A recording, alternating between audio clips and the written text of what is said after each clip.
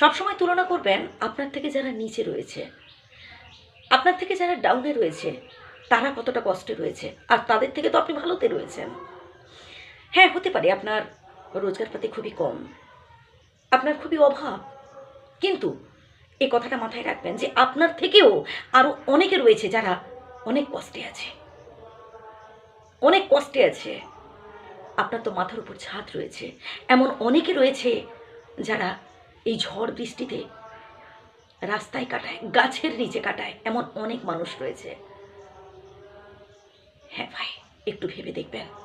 সম্প্রতি একটা ছবিও ভাইরাল হয়েছে, দেখা যাচ্ছে ওখানে এক মা তার 4 সন্তানকে নিয়ে কাদার উপর শুয়ে আছে। তাহলে ভাবুন, ওর থেকে তো আপনি ভালোতে আছেন। সবসময় মনে রাখবেন, আপনি যে কষ্টে রয়েছেন, আপনি যে দুঃখে রয়েছেন, তার থেকেও অনেক মানুষ রয়েছে